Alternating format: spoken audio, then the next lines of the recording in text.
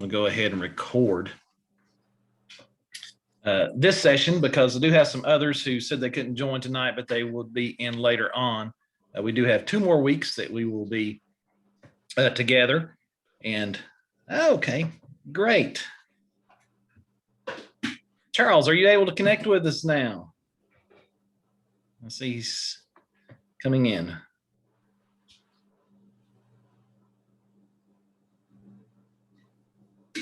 I think Charles is successfully connected. I can see him on our screens. He's coming in. Well, I'll go ahead and get started and tell you a little bit about myself, and we're going to spend just a couple of minutes and get to know each other a little bit and a few things about why you are interested in this class and this topic, and that will help me with our next couple of classes in case there's something I didn't already have scheduled that we could learn about and that we could talk about. But this class is offered through Nashville Community Education, and my name is Michael Berry. I'm a University of Tennessee Extension agent. We do programs in extension in every county in Tennessee, in agricultural and natural resources, family consumer sciences. We also have the 4-H program, which is our youth component. And in Davidson County, where I am stationed, I also do leadership development programs. So one of the areas that I have worked on for years and years, way back to when I was in high school and college, is parliamentary procedure. I'm a member of the National Association of Parliamentarians. I've authored a couple of chapters in some different books and taught lots of sessions to lots of different groups, youth and adults, over the last 30 years. And it's one of those things that I sort of just enjoy. Don't find a lot of folks that I can have a conversation with about it because it's not everybody's favorite topic, but it is a necessary topic, especially when we get into how to conduct an effective meeting and using some of those parliamentary techniques in conducting meetings. So last year with my University of Tennessee leadership team, we created some different curriculum items that we could teach to groups across the state with conducting meetings, parliamentary procedure, some conflict resolution techniques. And so this is sort of a first run for me with some of this new curriculum that we developed as a team last year, but I'm very excited that you all are part of this. And I want to just take a little bit to get to know you all and what maybe your background is, whether you're in school or at work, and what type of meetings that you sit in and what you are wanting to learn from this. Do you serve as a chairman? Do you serve as the recorder who writes minutes for a group? Are you part of an association, or what is your interest? And also, I'd just like to add that I was born and raised here in Tennessee. I'm a native of White House, Tennessee, and I've always lived in the Middle Tennessee area and had an interest in this area. So with that being said, if y'all just want to take a couple of minutes and tell us a little bit about yourself, and maybe if you want to share your background or your hometown, that's fine, but just more or less your experiences in meetings and what you would like to gain from this class. So Amy, if you'd like to go first, since you are first in the room today. Sure. Well, I'm Amy Campoli. I moved here about 16 years ago from Rochester, New York. Started off, my degree was in hotel restaurant administration, moved here to go into that field. Wasn't really a fan of that after getting into it. So started with associations. I worked for Tennessee Healthcare Association for 11 years in the membership department. Started off doing minutes to meetings in that department.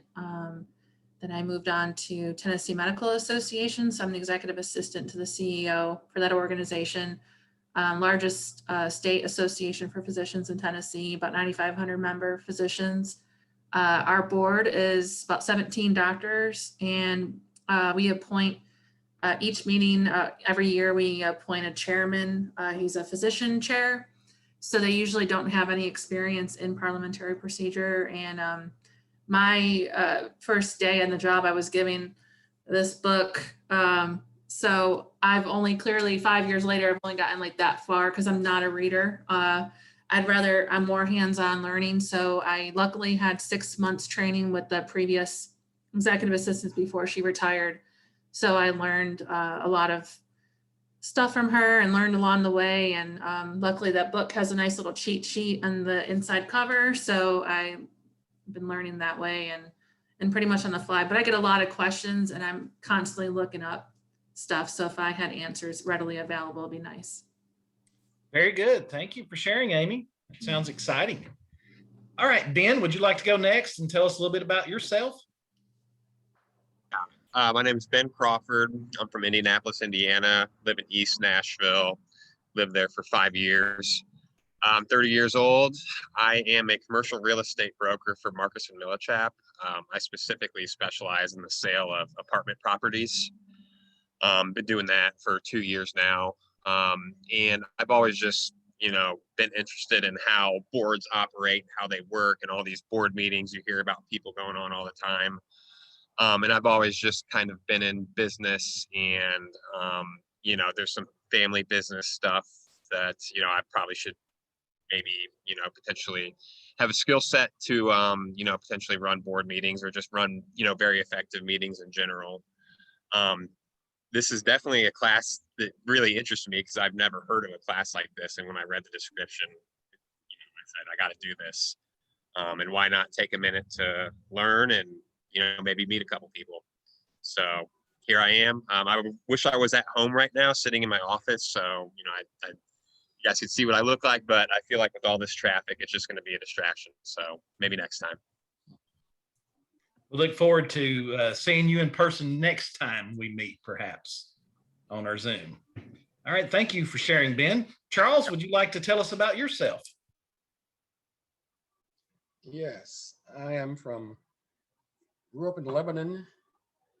I currently live here in Nashville in the Cane Ridge area of town. And my interest in taking this class is that I am a retired educator, put in 33 years, and I'm now the president-elect of the National Retired Teachers Association. And come July, I will be president, and I just want to be up to par on everything. That sounds exciting. And you're to be commended for being proactive and wanting to put yourself in a position to be a good leader with that organization. And thank you for being an educator for so long. So it sounds like y'all are the perfect folks for this class who have a desire to learn about some of these topics, and you have a need in your personal and professional lives. So I have it broken down. We're going to do 3 sessions this week and then the following 2 weeks. And tonight we're just going to talk about some meetings and group dynamics, and we'll actually get into minutes a little bit. And next week we'll get more into parliamentary procedure. And the following week we'll talk more about boards, committees, bylaws, constitutions, and some other little fragments that we'll pick up. Probably tomorrow I will send you all an email. I do want to get you all a book that comes as part of this class. It's Robert's Rules of Order, abbreviated version.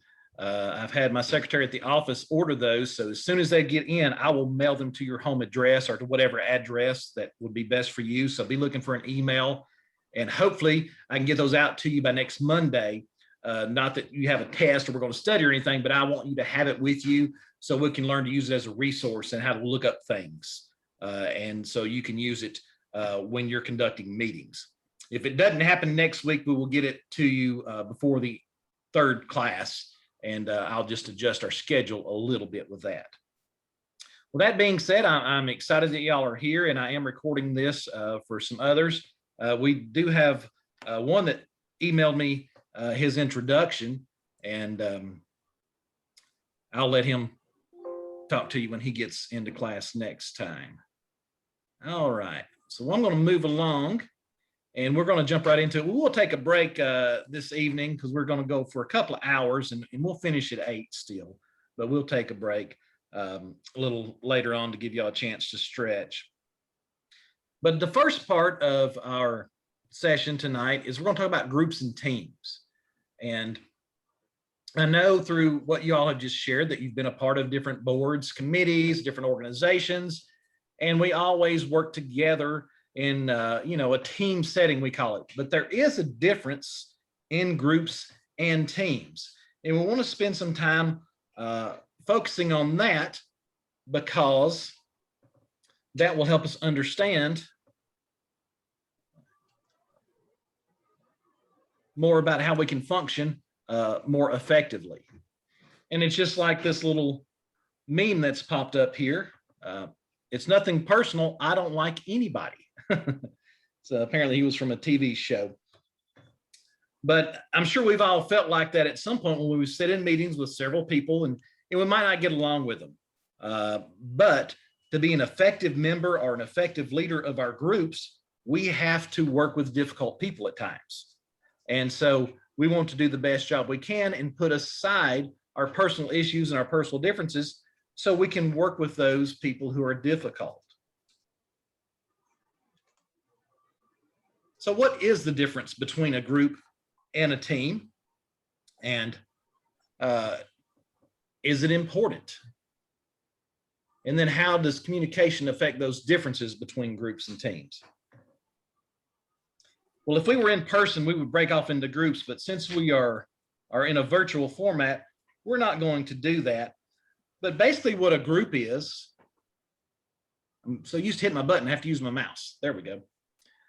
A group is a gathering of people. So when we think about our larger settings with organizations, that's more of a group that may or may not even have a purpose. They may not have any knowledge or relationship about the other group members. And their effectiveness depends on the diversity of the group, the skill set among those in the group, and their preferences of their job or their role in the group. Now, a team is a more focused subset of a group. It's a group of people that have a similar passion, they are close, they're cohesive, and they're consistent, and that's where we get the job done.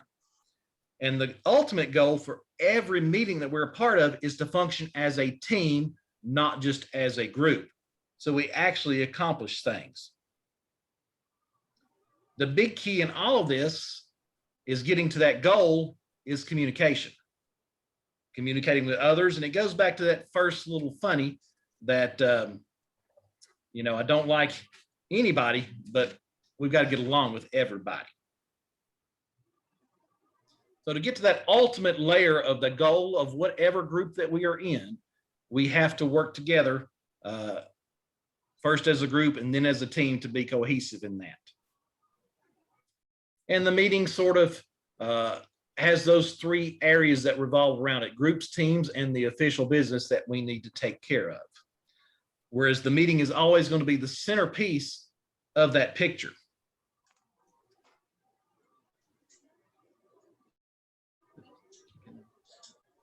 So when we look at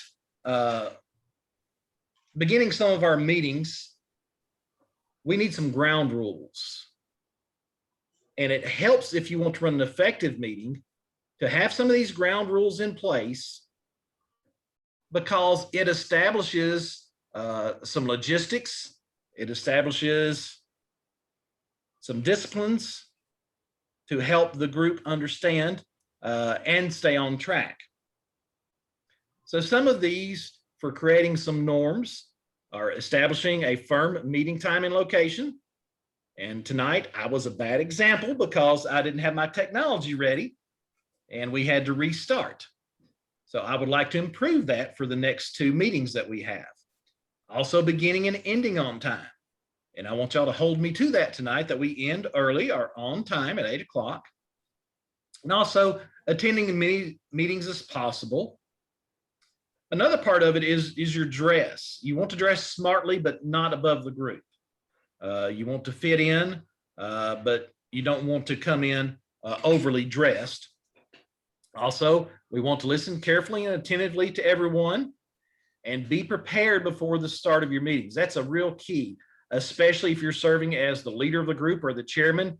You always want to be prepared before you start your meeting, so you will be able to walk through what you need to with the group. And you want to keep your points relevant and concise when speaking. You don't want to ramble a lot or start going down the bunny trail. And also, it's real important to show respect to others' ideas and to others as well, not just their ideas, but to everyone. That's real important as far as functioning in a group or a team, is to being respectful of everyone and their opinion. Even though it might not be your opinion, if you're a member of the group or if you're the group chairman, you do want to have respectful conversations among everyone in the group. Using appropriate verbal and nonverbal language.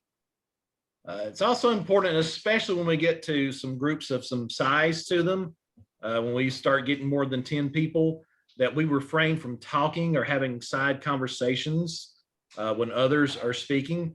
That's real difficult. The larger the meetings get, it becomes more of a challenge to really capture everyone's thoughts through one channel, through the chair, and instead of having a lot of side conversations, which can be distracting. Then some other norms are working on the goals or the objectives of the group. And of course, being polite and courteous, that goes back to the being respectful of everyone. And another thing that's become real relevant in today's time is our digital apps and our mobile phones during meetings. It's always good to have those turned off and ignored while we are actually conducting business and getting things done in our groups. Now, in this course, we're not going to talk a lot about conflict. I'm sure those of you who are on here have been through some conflict resolution trainings at times. I know a lot of organizations and groups teach different conflict resolution models and styles, and you all have probably been through some of those. But we do have conflict in groups. That's obvious. When you have people, you are going to have conflict. And one of the things that we want to do is to minimize that conflict during our meetings and not let it be a distraction. So it's real important that if we do have some conflict going on, there are 3 ways that it can really affect: scapegoating, withdrawal, or people just not participating at all, or someone monopolizing, where one person takes over a group. And again, we can learn conflict in another class, but we just need to be aware of that, especially if you are leading the group or you're the chairman.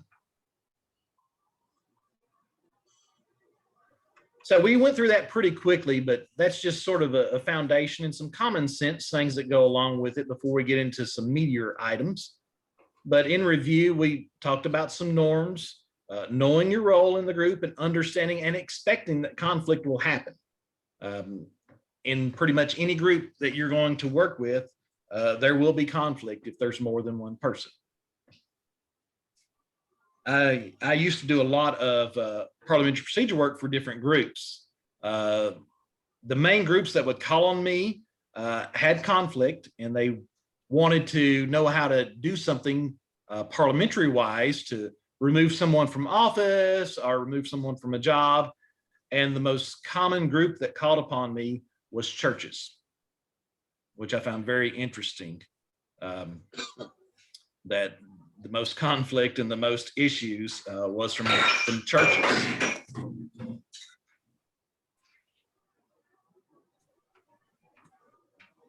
I'm also washing dishes too, in case y'all heard that.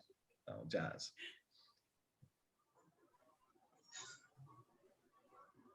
Okay, I'm going to share something else with you all, so turn your volume on for this next part.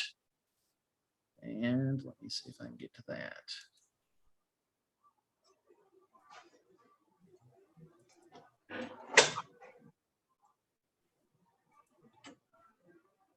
Hey, I was on this date the other night, and we were at this restaurant. All right, guys, you guys ready to get started? Hang on a second. Trip, you ready to get started, buddy? Okay, hey, you guys, we're all here. We should start. All right, thanks for coming, guys. I just wanted to take a few minutes and talk about some ideas for the marketing strategy this year. So if you got one, just throw it out there. I'd love to hear. Yeah, how long is this meeting supposed to last? The schedule wasn't exactly clear. Should be out of here in 30. Is that approximate or? Hey guys, sorry I'm a couple minutes late. I got caught in traffic. 7 minutes, actually. What's that? Couple is 2. So what we're doing is we're just coming up with some ideas for our new marketing strategy. Anyone? I think we should implement Pinterest. Ooh, that's a fun idea. What about a publicity event in the park? Interesting. But how are you going to plan around the weather? What if it rains? So we'll party in the rain. Okay, just want to emphasize there's no bad ideas here. We're just brainstorming. So Yeah, I'm just really thinking it'll be a huge waste of money to try to plan around the weather. Yeah, okay, we get your concerns. Nancy, thank you. Okay, anyone else have an idea? Ephraim? I've always wanted to see rain fall down all at once in a big splash instead of small drops over time. I mean, think how it could impact the irrigation system. Okay. Terry? Well, I have an idea from my previous job that I had last year. Let me take that back a little bit. I have this wonderful idea, but it doesn't really make sense unless I just take it back a second and bring it forward together. It was like 3 weeks ago that I remember he said something that I couldn't understand. Hold on a second, Terry. Hold on. Thanks for pointing. Here's what we need to do. Okay. Lauren, you got this? We do a video submission contest on YouTube. Oh, that's Okay. been done. It'll be on Facebook, it'll be on Pinterest, it'll be on If Twitter. we do something with technology, we lose the senior demographic. So you guys want to see an example? Should we be moving on to the next topic? I mean, it's already quarter after. Quarter after. That's funny. Who knows how to put this on the screen? Up there, because you're not gonna, I want you to see all the details. We have cable, does this cable work? That's powered. I don't know if on the, there's an This one. HDMI. That cord's not going to be long down enough. in the back. Does that remote There's go to like the 2 or 3, like TV? HDMI 1. Plenty of time, guys. HDMI 2, No rush. HDMI This isn't 3, working. I got a green and marker. then Call the coincide IT each guy. other with, Wait, there's turn also, what off and back what on? do you call it? S-video. Hello? Okay, I've got it working. Hit play. Okay, now imagine hundreds of those floating around the web. Do you want to watch it one more time? No, please. Trev, I think you're onto something with this idea. I really like it. Carol, did you get that down? Yeah. Sorry, what is C-test up sub YT pros? Well, I'm abbreviating to make room for all these great ideas. Contest, uploading it to YouTube, funniest, and you get a prize. Wait, where are the other ideas? And time. Wait, where y'all going? We still have 100% of the things to accomplish. Hey, I was on this date the other night and we were at this restaurant.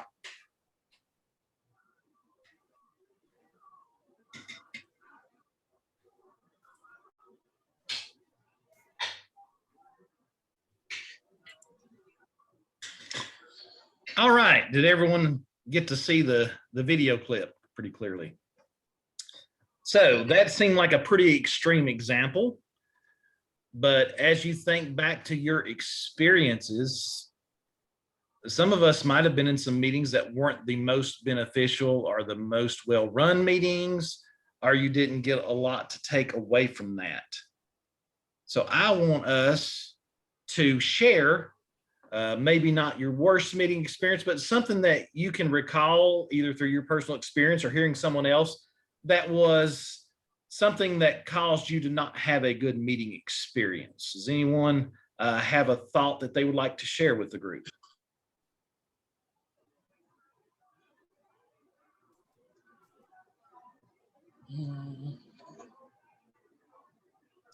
Have any of you sat in a meeting that seemed to ramble on forever and ever and you didn't accomplish anything? Daily. Daily? Mhm. And we just have meetings about meetings, just kind of, we're going to meet on April 10th, but this is what we're going to talk about. And so we're just having a meeting about a meeting. Having a meeting about a meeting. That's a very common thing, I think. Do you feel like it's a better meeting when you actually accomplish something versus when you're meeting just to talk about the next meeting? Yeah. And we've all probably experienced some folks that were like some of the different people in the video, maybe someone who just rambled on with thoughts that didn't really relate to what the meeting was for. You always have that individual who might show up late, the time watcher.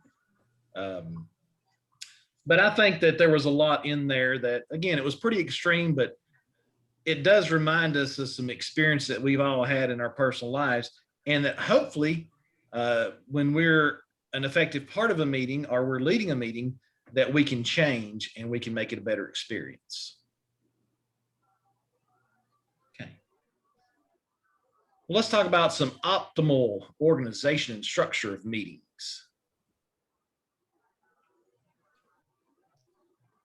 So it's really important if we have a purpose or a function of our meeting. And just like Amy mentioned, we're meeting to get to the next meeting, and there really isn't a purpose. So we need to identify the purpose of our meetings. And we're going to learn some helpful organizational techniques in this session. And we're going to increase our skills in creating an operative agenda. An agenda is going to be real key in helping those meetings run smoothly and smoother than they typically do. So how are we going to be different yet similar in our meetings? Well, we do need to have a distinct purpose. Instead of meeting just to have a meeting, there needs to be a purpose of the meeting, or we don't even need to waste everyone's time. We need to have good, effective communication in the meeting, and it needs to be a controlled situation where the leader of the group, the chairman, the president, whoever is in charge, does have control and keeps it on time and keeps the group on task. Some common types of meetings could be meetings to inform, meetings to consult or solve problems and make decisions. Typically, in a meeting, if it's to inform, these are more formal. There might be a chairman or a chairperson who disseminates the information to others. Excuse me. When we're talking about consulting type meetings, I'll use an example at my work. We have advisory committees and advisory boards that help us determine our program selection and our programs that we offer. So those advisory groups serve in a consulting type manner to us. So that would be a consulting type meeting, where it may not be near as formal. It may just be some, whiteboards and some posters where we put our ideas up there, we brainstorm and we hash through them and come up with some smart goals at the end. And then those that we can lump together as far as solving problems and making decisions, these two types of meetings typically go together. And when we think of those, this is where we are getting down into some organizations like Charles mentioned that he's going to be leading, where we are, doing some group business. We might have some solutions for things, maybe looking to, implement some different ideas. Also, feedback is important in all of these. Before the meeting begins, and I'm going through several of these pretty quickly because we got some stuff at the end that's going to be more relevant to you, I do believe. But before the meeting begins, the preparation is very important. We need to know our purpose, who should attend. There's a lot of folks that come to meetings that don't even know why they're there. So therefore, are they relevant? Are they needed? Are they gathering information? Are they a part of it? If they're not, then, again, you're wasting your time and their time if they don't even need to be in attendance. Of course, the venue, for a lot of us, it could be a work situation, which that's already specified, but it could also be where we're needing to decide where the venue is. And in that situation, if it's a group that we don't meet with that often, we may think about refreshments and other things. And then the most important part of this is preparing that agenda.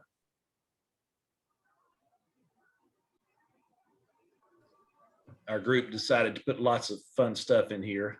So please, Lord, don't let them say anything really stupid in staff meeting today. And we've all been in meetings before where we thought, why did that person say that? Or why was that even needed to be added or relevant? So again, it's important to try to stay on purpose and on task. So that leads us to the very powerful tool that we want to spend some time with, and that's the agenda. Now, I think we all understand what a good definition is of an agenda, but an agenda is our meeting outline. That's what's going to lead us through our meeting and lets us know in some sequential order how things should be handled. Now, if we're in a work type setting or an office setting, we may not be conducting what we consider official business and using things like Robert's Rules of Order. If I'm in an organization or an association, like a homeowners association, where we are using official parliamentary procedure, then it does make a difference on how I'm going to prepare the agenda, because there are certain things, if we're conducting one of those official business meetings where we're actually voting on motions and we're deciding things, like a county commission meeting or the city council meeting, for example, their agenda would look very different than my office conference agenda. But either way, no matter what type of meeting, that agenda is very important. It determines who needs to attend, should provide some structure, the structure that we need for that meeting. It's going to assist you in preparing for the meeting. So, Charles, when you're president of your group, your agenda is going to be very important to you because you're going to know what's going to be discussed at the meeting and you'll be prepared for it and how to flow through that meeting. It's going to help create ways to measure success. Because if I'm with Amy's group and we're having meetings and I don't really get anything out of it, then it's not a successful meeting. So we want to have something that happens and that we can measure that success and know that we accomplished what we set out to do. So again, like I mentioned, is it an informal meeting, more like an office conference where we're doing some information sharing, or is it the formal business meeting of that professional association or a formal group that does vote on motions, because that will dictate our agenda outline. So some tips in creating an effective agenda. It should state our purpose and objective for the meeting. You know, whether it's our annual meeting or this is our monthly or our quarterly business report. But that should be stated in the agenda so that the people who get the agenda know the purpose of the meeting and our objectives. It should have all that logistical information as far as time, place, possibly even dress. If it's a very formal meeting, you know, coat and tie, or not, that's not the word we use for how we dress, formal or semi-formal or business casual or things like that could even be included in that logistical information. We're going to want to list our topics with possibly a brief explanation. Things such as, you know, we need to discuss the PTO purchasing some new playground equipment. And we could list on there that we've gotten 3 bids for that. So we'll know and be prepared and be ready to talk about those agenda items. And then if there's something that others in the group need to bring up, we're going to assign that ahead of time that, hey, Amy's going to bring up the part about, you know, the company picnic, and Ben's going to bring up, you know, item number 6, and Charles is going to talk about our fundraiser that's coming up. So have those folks assigned ahead of time that they're prepared. Then any relevant papers that we might need. For example, if we are getting bids on something to purchase, we might want to include, you know, those bids or those quotes or those contracts and different things like that.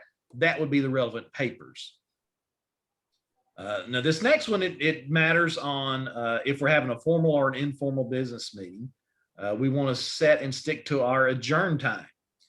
Now, if we are a member of our office conference and we're having our regular Monday office conference and it goes from 8 to 9, then yes, we do need to adjourn at 9.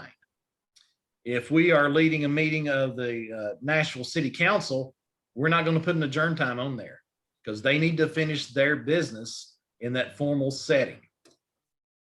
So last year they were discussing some different items, and I know they went till, after midnight on the city council meeting. So you can't tie a professional business meeting where we're actually conducting business and voting with parliamentary procedure to a specific adjourned time, because we have to have an opportunity for people to have discussion on those topics and to vote. And we don't really want to put any kind of constraints to take away the rights of the membership as far as a time to finish. But in those office conferences and meetings like that, then it would be very important to have that adjourned time. It's also good to include the date and time of the future meeting that's coming up, whether it's a quarterly meeting and we meet the second Tuesday of every quarter. We might want to go ahead and put in there that, we're meeting this month and our next meeting will be in July, on July the 5th, or whatever that case may be. Some other tips for putting our agenda together. At the beginning of the meeting, won't have those urgent decisions that need to be made.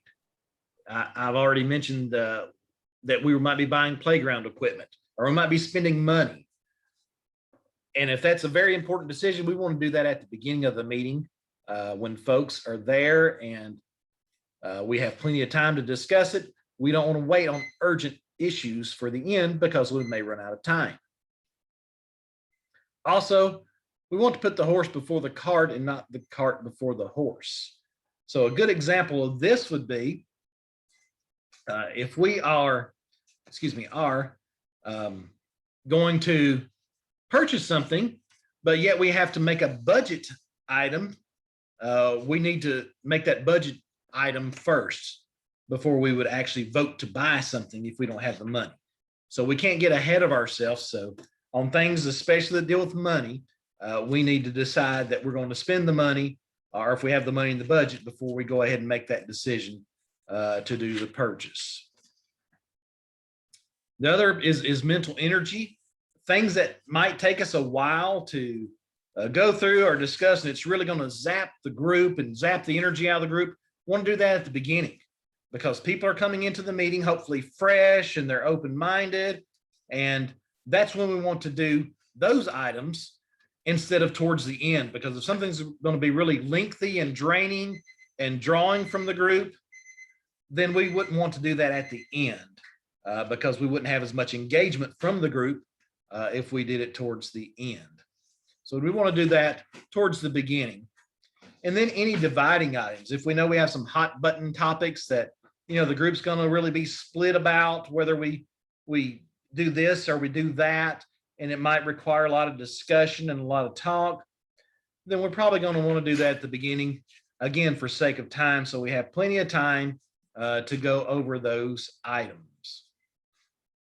In the middle of the agenda, I want to put, again, those high interest items.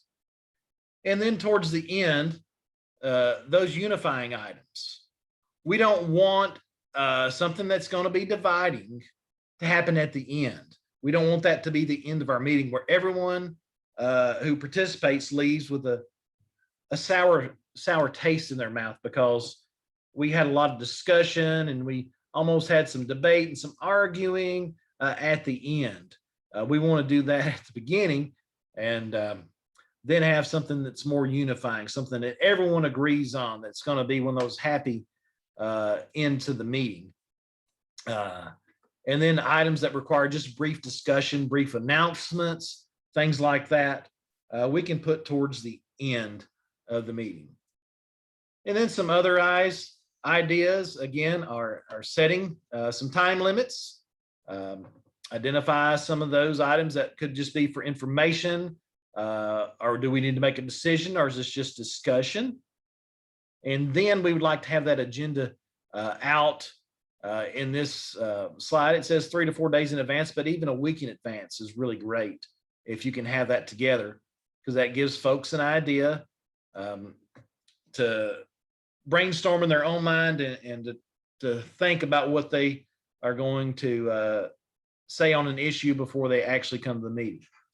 Now, in some professional groups that do have bylaws and different policies that they follow, it does perhaps mention the length of time that the agenda has to go out. Some might say that, all members have to receive the agenda 14 days before the meeting, or 30 days, or 7 days. And if that is the rule or the policy or a bylaw in a group, then you need to be sure that that is adhered to and followed.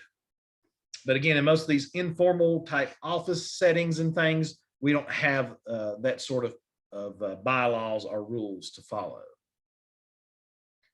All right. We're going to take a small break to let you all stretch, get up, and I would recommend that maybe you do get up and take you a little stretch and re-energize. And we're going to take about a 10-minute break. That way you all can do whatever you need to. And I'm actually going to put the stopwatch up, and we will reconvene in about 10 minutes. Does that sound good to everyone? Give me a thumbs up if that's good for you. All right. Hey, Go ahead. Michael, I'm actually going to have to step off now. My computer's almost dead and there's no outlets outside. But I'll be looking out for your recording for sure. And I'll be brushed up for next week. Okay, sounds good. Great. Thank you all. Have a good evening.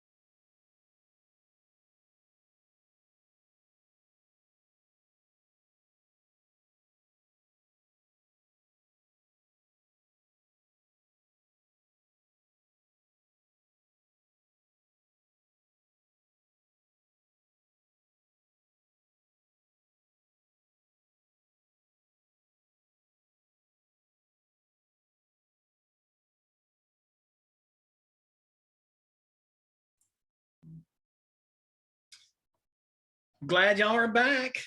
Everybody have a good break? Thumbs up. All right, we'll push through to the finish line, and we'll go through some more topics before we finish up this evening. Next part, and Charles, hopefully you can gain some pointers to help you when you take over as president of your organization in July. So we're going to spend some time talking about the chairman. We refer to the person who is leading the meeting as the chairman of the group. Now, in some situations, that could be the president or the highest ranking officer in an association, but it could also be a designated chairman that might not be an officer in an association, whereas a group has hired a parliamentarian to come in and lead their meetings. Or we have a person on the city council who may not be the county executive, but they may be elected chairman of that group. So there's lots of different situations where we could have someone leading the group. So we're going to refer to that person as the chairman, and the position they have is called the chair, where all talk, discussion in the meeting needs to go through the chair or through the chairman. So to be a strong chairman and to lead a good meeting, there are some characteristics that this individual needs to have and some skills that they need to put into place. So they need to have some ground rules for the group as far as decorum with discussion. And we'll talk about those when we get more into the parliamentary procedure aspect of things. They need to be familiar with the agenda. They want to review that agenda ahead of time. They need to clarify the roles in the group. We're going to have someone in the group that's going to take minutes. Now, the minutes of the meeting are the notes that we need to have as our official copy of what we did in the meeting. That could be the secretary, it could be the recorder, the reporter, whatever name that they have in that organization, but they are the note taker that's going to keep that official written record. Real important part of being a successful chairman is maintaining focus and having one item at a time. When we get into parliamentary procedure, we'll talk about main motions and how we can only have one main motion on the floor at a time. We're going to stay focused on only one thing at a time, move forward from that to the next item. It's also the role of the chairman to keep the meeting moving, not to keep it on time so much, but just to keep it rolling in a fashion that's important, that we don't belabor an issue too much, that we don't need to be. We don't get distracted with different distractions throughout the meeting that takes away from it, but we keep the group on task and we keep it moving.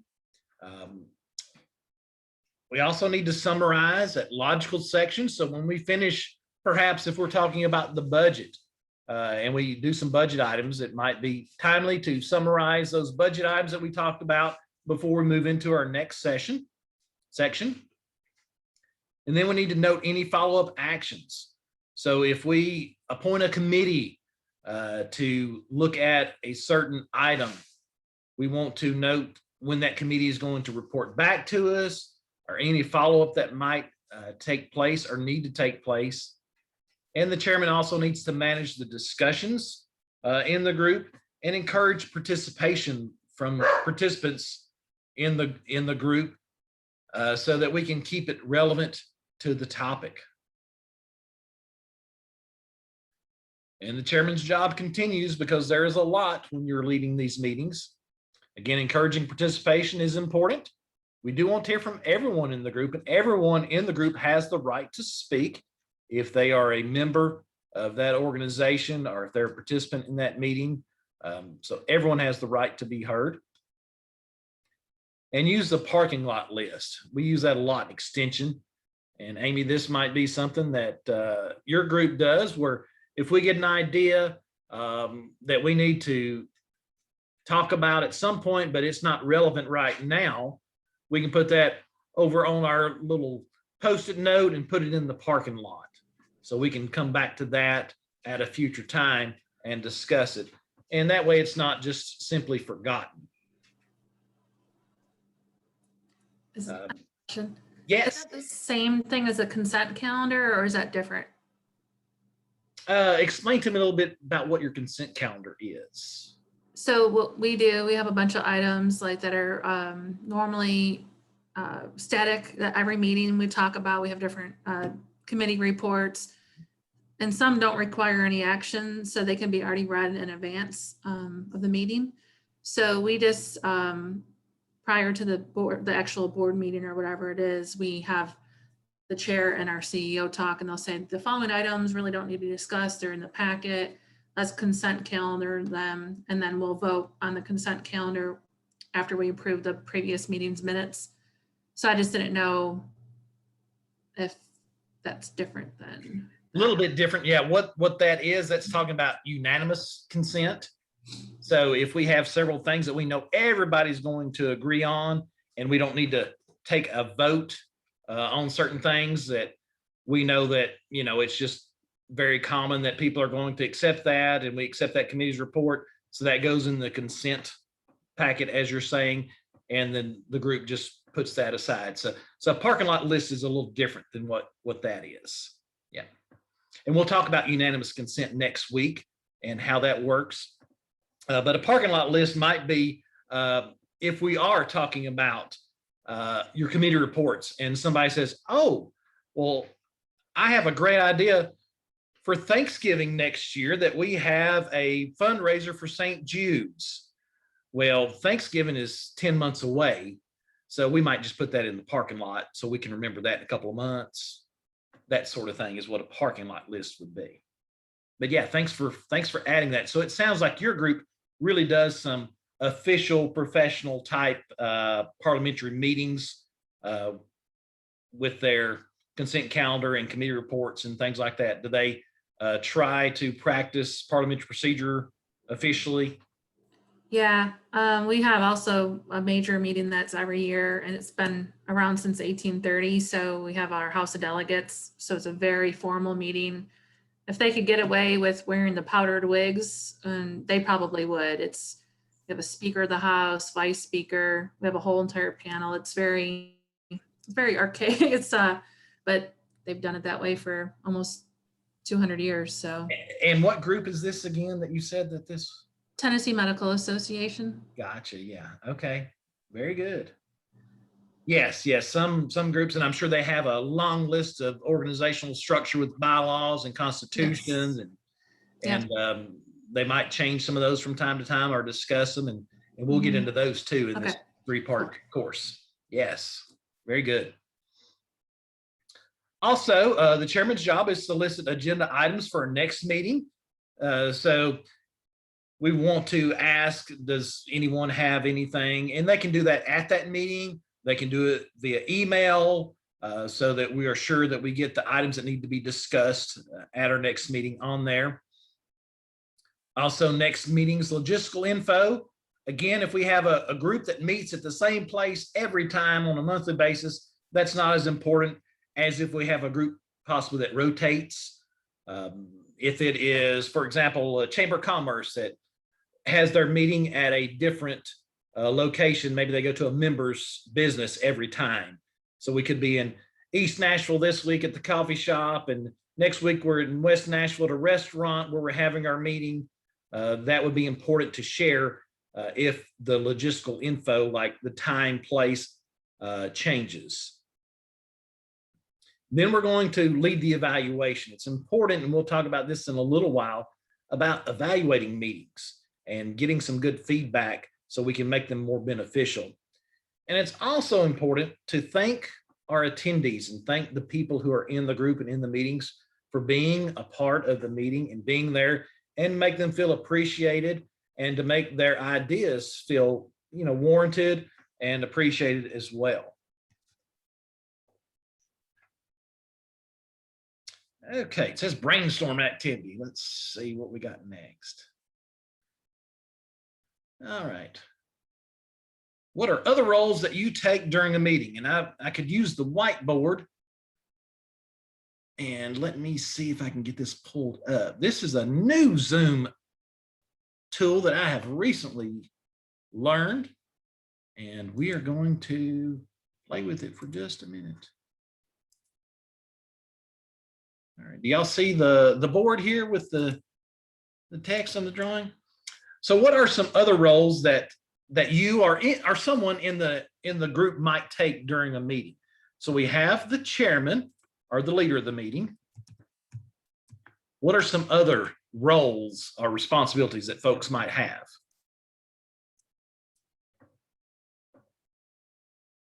So I'm looking for feedback and answers from you all tonight on this. In the meetings that you've been a part of and different things, who else do we have in the meeting, or what else do we need to have that meeting? Quorum. Very good. Quorum. And what is a quorum, Amy? Majority of your membership, like, so if we have 17 people in our meeting, we need at least 8 or more to, if they were going to vote on something, it's a majority rules. So a quorum should be defined in an organization's bylaws as to how many people it requires to officially conduct business. And in a lot of them, it is a majority. It could say, example, that we should have at least 5 board members present of the 7 to have a quorum. Or it could be 50% of the membership. But the quorum should be defined in that organization's bylaws. And if you do not have a quorum present, then you cannot conduct official business, because that would allow a minority group to come in with maybe just a handful of folks and make decisions without letting the majority have the option to discuss or vote on something. So a quorum is very important, and it should be established at the beginning of the meeting before we begin. And again, it will be different in every organization, and it should be stated in their bylaws.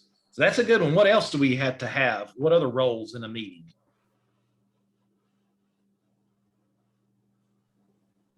I mentioned one of them earlier, that note taker. We typically refer to that as a secretary. But again, it could have different names in different groups.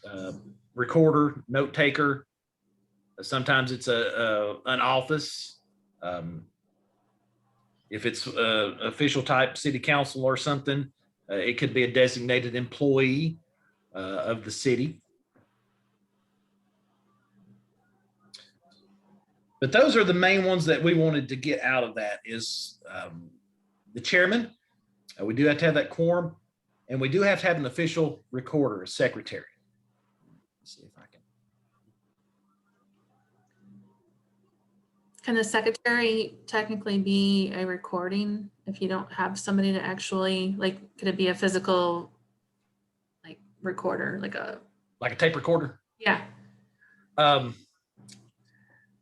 I guess we'll learn to use our book when we do that next week. Okay.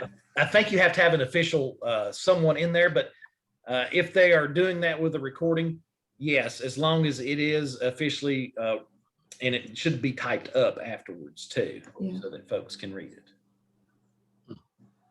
And Tennessee is a one consent state, like law, like you can, I thought as long as I consent to the meeting being recorded, I think Tennessee is, do you know that, if that's right? Like, so we can record the meeting. Sometimes we'll have to disclose that to everybody, but in different states, you need to have at least 3 people at the meeting. I think Tennessee is just a 1-person consent. As long as I'm given my consent, we can record it. Is that right? I'm not sure on that one either. Because I have different rules with the University of Tennessee. When we do things, we can post signs. For example, if we have a large scale meeting, and I'm talking about like a fair or an exposition or something, we can post signs that say, your likeness being here, whether through video, images, recordings, or whatever, you get permission by being here. on that one, yeah, I would almost think that you would have to allow everyone, the opportunity to say yes, that they wanted to be recorded. I'm not sure. That's a great question. If you will let me write that down again. What did you call that? Again, the one person? I think it's like a one person consent to record. Yeah, I'll do some research on that.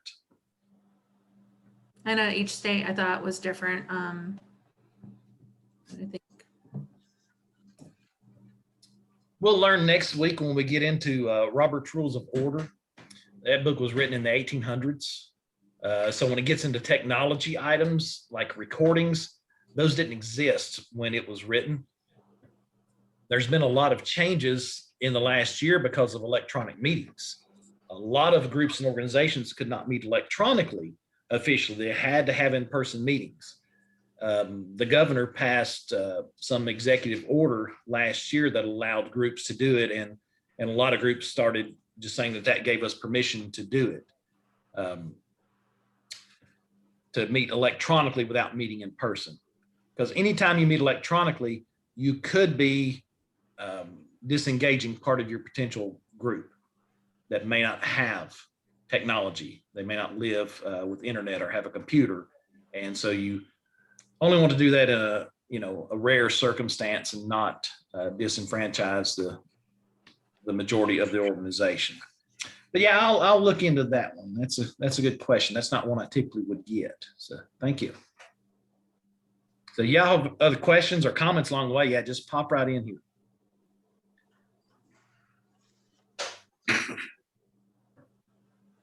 So this goes back to what we were discussing earlier. I would like to schedule a follow-up meeting with you because I know you won't decide anything in the meeting we're about to waste an hour of my life on.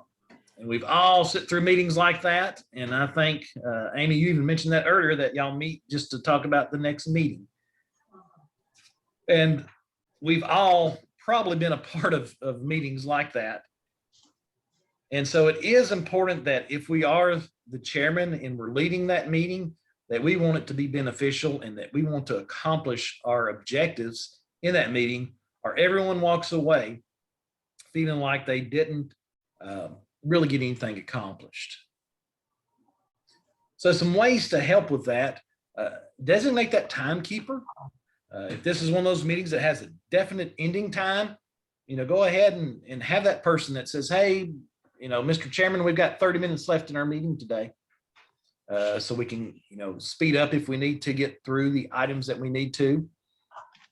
I also need to be flexible on that. If we're in a real hot topic item that we're going to spend all of our organization's money on one item and we really need to discuss this, then we might need to be flexible and spend some extra time on that. And we do need to start especially on time and end as best we can close to time.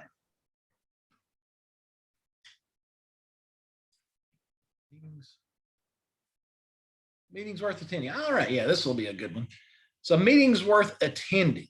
What has made a meeting worthwhile that you've ever been to? And think about not just the ones we're talking about currently with your work and different things, but over the course of, back when you were younger and you might have been in an association or part of a homeowners group or a church or spiritual organization, something like that. We've all had experience in lots of different meetings. So think about the best meeting experience that you've ever had. When you walked away, you thought, yeah, I feel pretty good about that. We finished what we needed to. We had good discussion. Maybe everybody got along, maybe they didn't. But what made that meeting so positive? So can anybody think of an example that they would like to share with the group that made a positive meeting and why it was positive?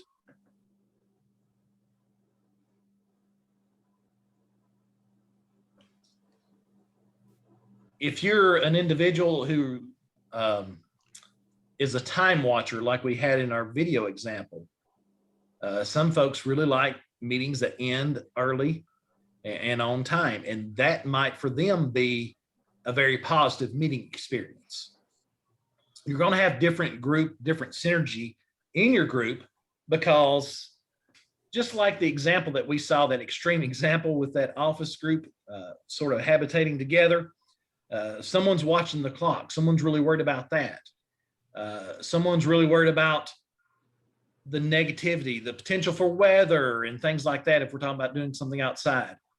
So one thing that makes it positive for one person may not make it positive for everybody.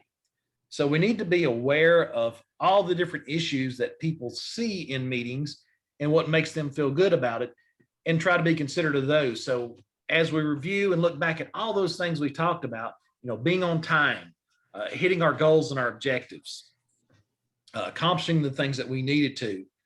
If we try to do all those things, then that gives a better chance for everyone to have a positive experience in the meeting.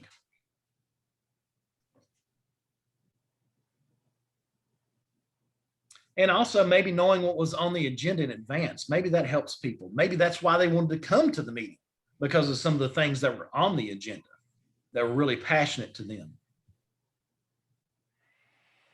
So again, some of the purposes of making those meetings important is identifying the function and the purpose of the meeting, learn some helpful organizational techniques, and increase our skills in creating an operative agenda.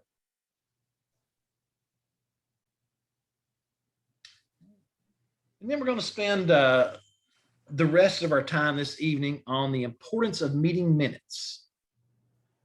And this is one that we're going to really delve into, because the minutes are the official written record of an organization. And as we get into more formal organizations where we're actually conducting some of that formal parliamentary procedure, and we really need to be careful about what goes in those minutes and that it's correct. We're going to read those at the next meeting and approve them.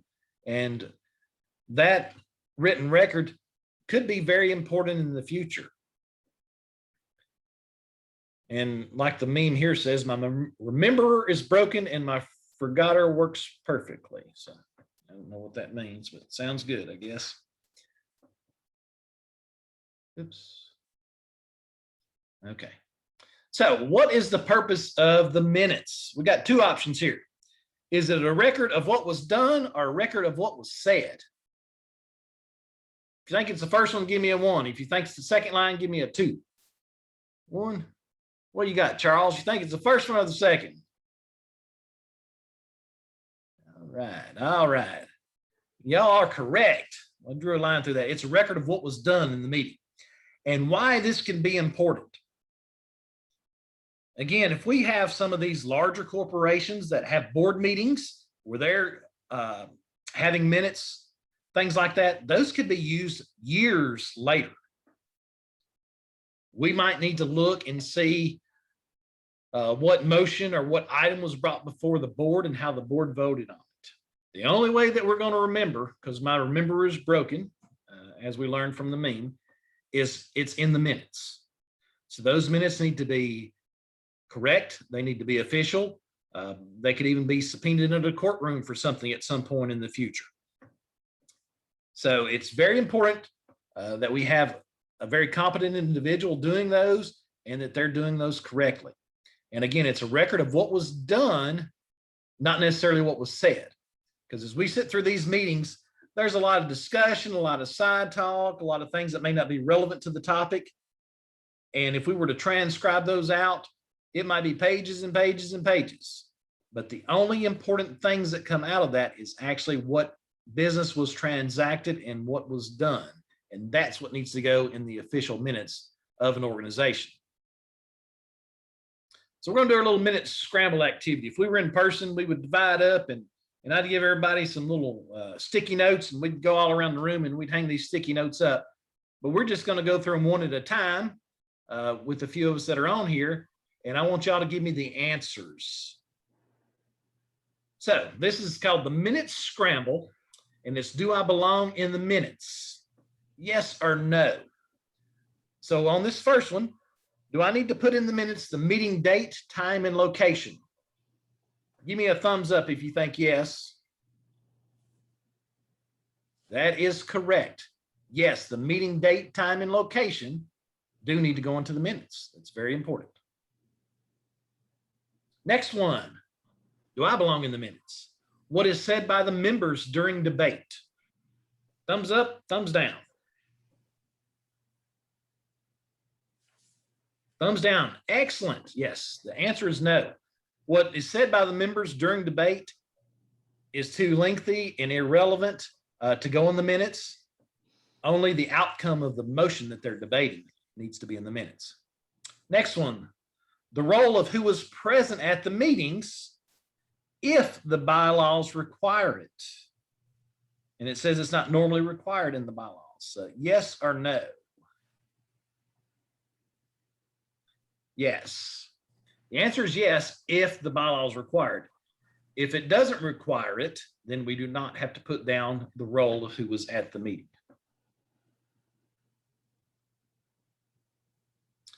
A to-do list of future items to be discussed. Yes or no?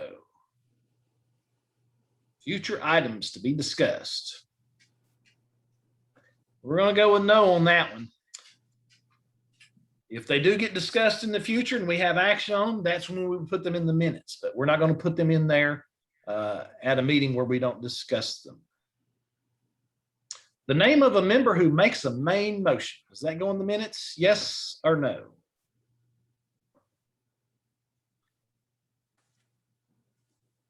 Okay. The answer is yes. It is important to put down the name of the member who makes a main motion. And here's the next part of that one. The name of a member who seconds a main motion. Does that go in the minutes? It does not. It is important to know who made the main motion. It is not important to know who seconded the motion. The reason behind that, and we'll talk about that when we get into our parliamentary procedure section, the person who makes the main motion should be in support of the motion that they made. The person who seconds a motion does not necessarily have to be in favor of it. They could second a motion just to get it on the floor for discussion. They may have the intent to want to amend the motion or do something else to it. So the person who seconds the main motion, their name does not go in the minutes. I see a lot of minutes and they always put down the person who seconds a motion, and that does not need to be in the minutes. All right, the totals from the treasurer's report.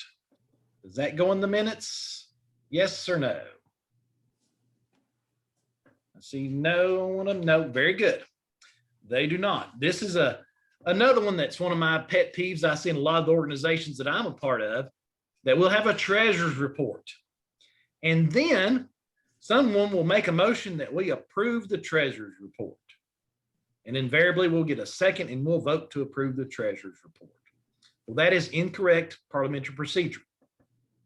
The reason being, a treasurer's report are the books of an organization, their money, financials, should be audited on a regular basis. And that should be outlined in their bylaws, and it's typically annually. And that is what would go in the secretary's minutes, is that audit report, not a monthly treasurer's report.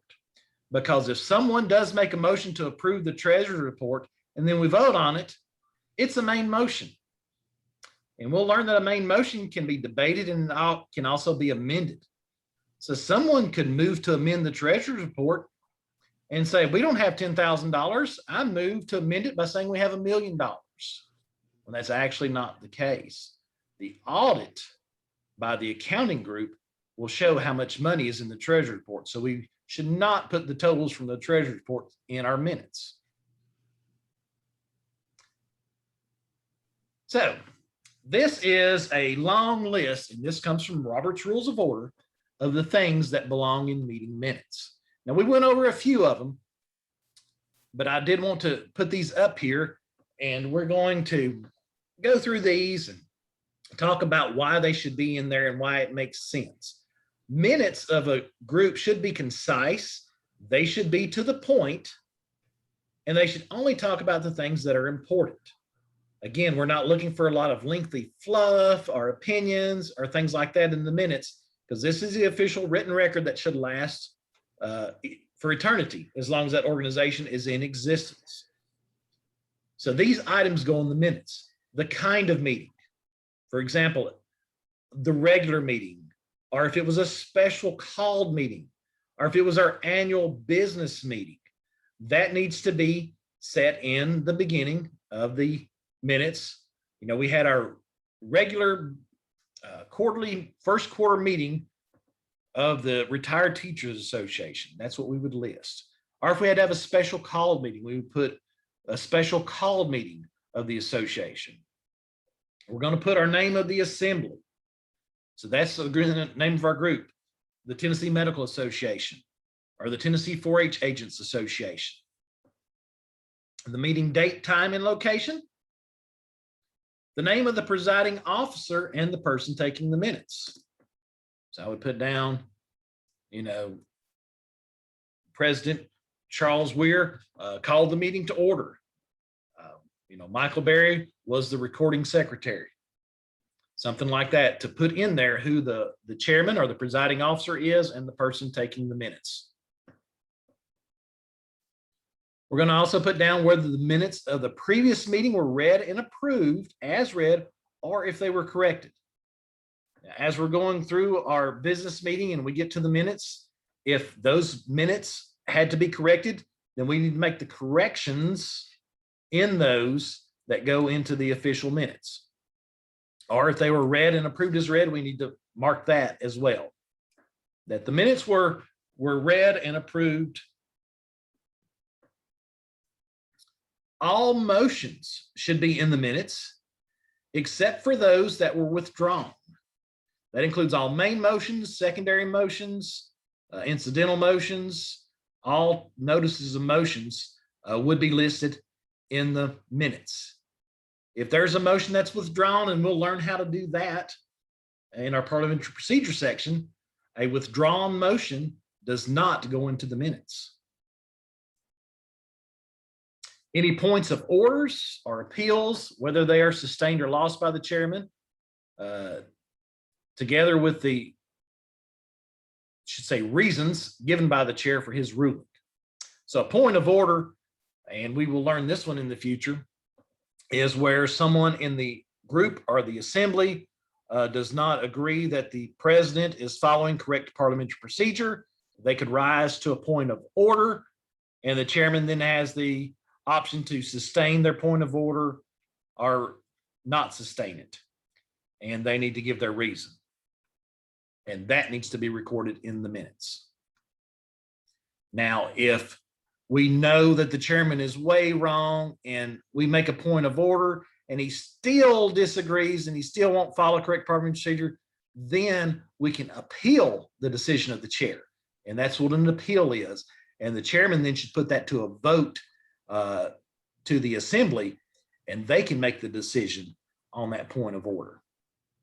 And that also would go into the minutes. It's important to put in there the time that the meeting adjourned. Amy, you have a question? Yeah, I was just curious, is point of order and point of personal privilege the same thing? Like, is point of personal privilege just an opportunity for you to interrupt the meeting and bring up something, or is that same thing? Yeah, a question of privilege and a point of order. So a point of order is where we're going to correct the chairman for following incorrect meeting rules, parliamentary procedure. Okay. And a question of personal privilege would be, this room is way too uncomfortable. It is very, very hot in here. Could we adjust the thermostat? Or everyone is in dire need of a restroom break. Could we, you know, rise to a question of privilege? May we, you know, stop for a restroom or something like that? So yeah, they're two different things.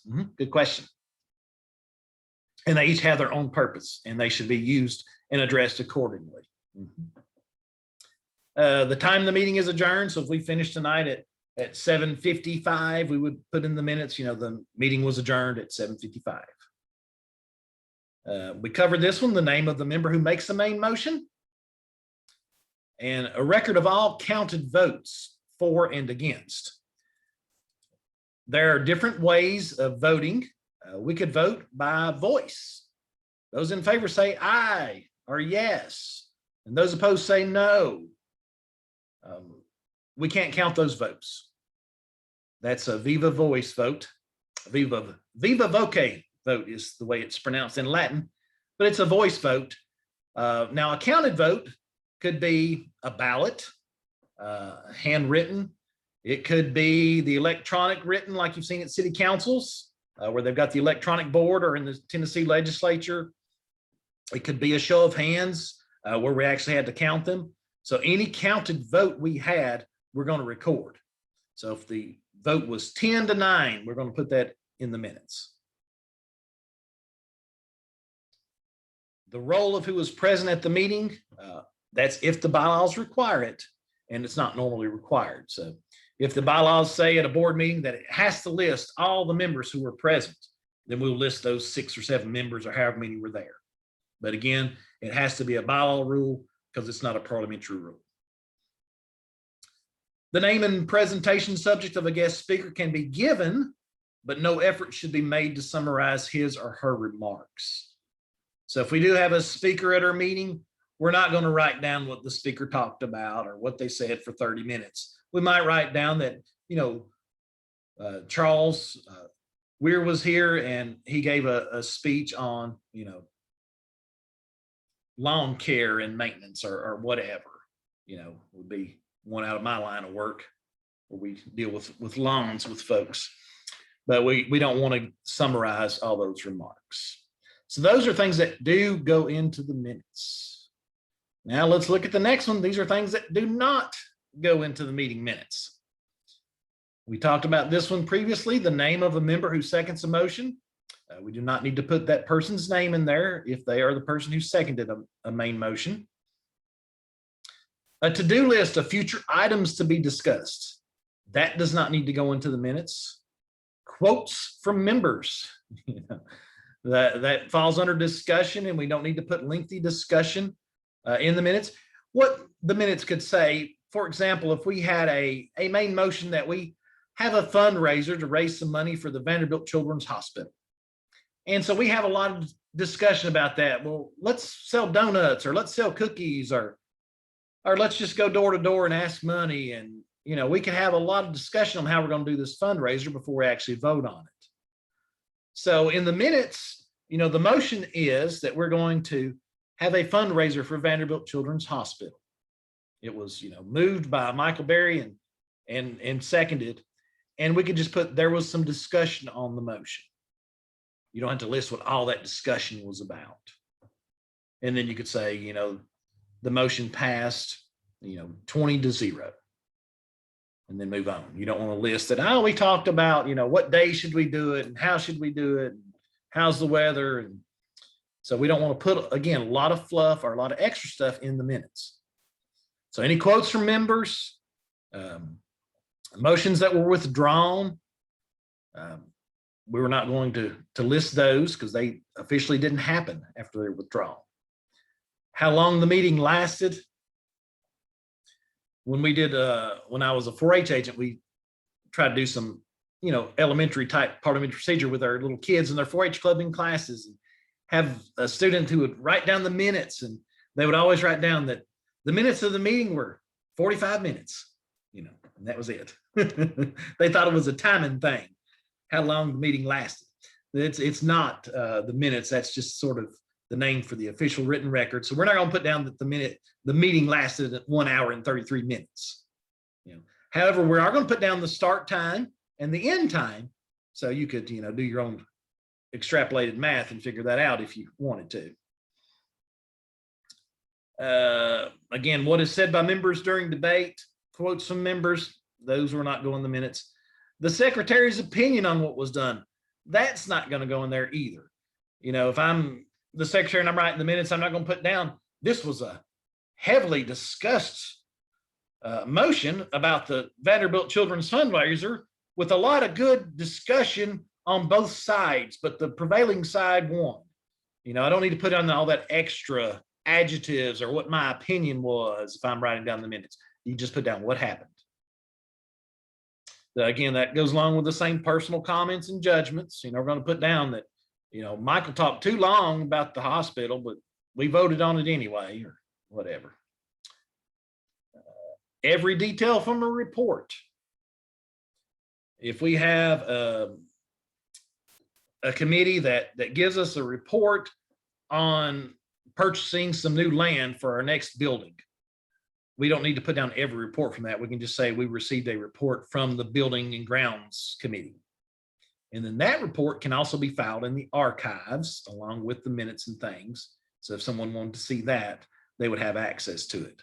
But we don't need to put all those details in the secretary's minutes.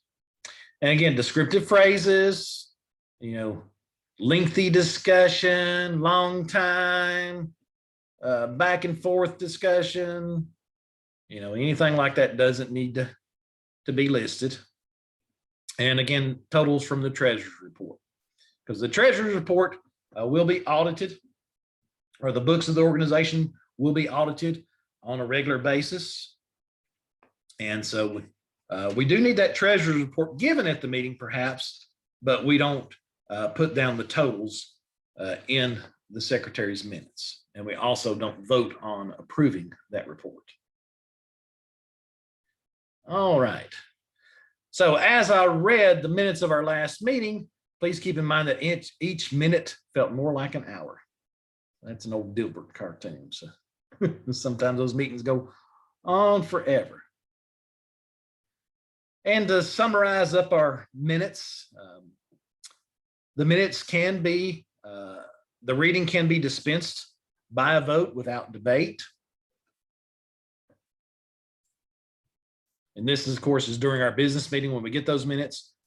The reading can occur later in the meeting by a vote without debate. So they do have a place at the beginning of the meeting in the agenda where they go, and we can move those if we vote to move them.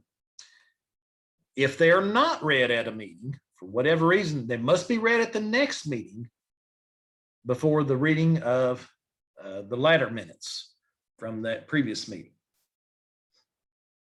The motion to dispense with the reading of the minutes, that's not the same as a motion to omit them or to do away with them. If a group wants to approve the minutes without reading them, they have to vote to suspend the rules, which requires a 2/3 vote as a motion. If a copy is sent to the members in advance, then the minutes do not have to be read unless they're requested by a member. So as a chairman, what I would do, if the minutes were sent out according to our bylaws that may state that, minutes of the previous meeting should be available 30 days prior to our next meeting.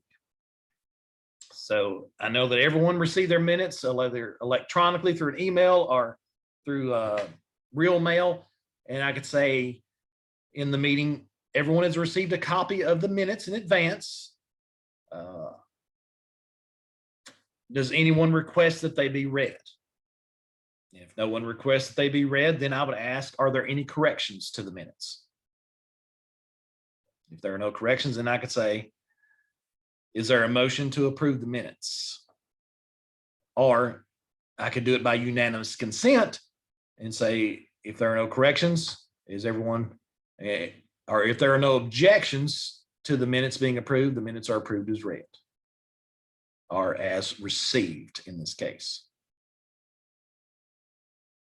So there are some different kind of quirks and examples. And when you get your parliamentary procedure, Robert's Rules of Order book, it lists these out for you. If you do have a correction, the approval must occur in the copy and that copy be placed on file. So obviously if we do, have something that's in error in the minutes and someone catches them and then we correct them during the meeting, we need to update the copy that's on file.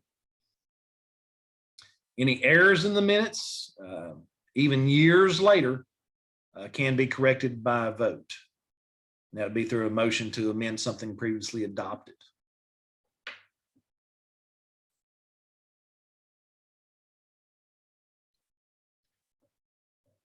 Okay, so just some evaluation, some follow-up to finish up this evening. We want to improve our meetings that we have. We want to have some different perceptions about how they should occur.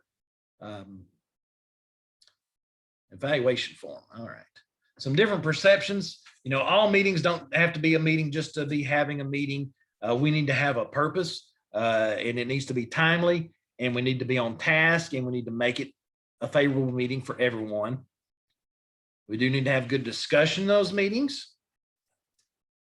And it's important to talk about, all the things that we had listed on our agenda, that we get all those taken care of.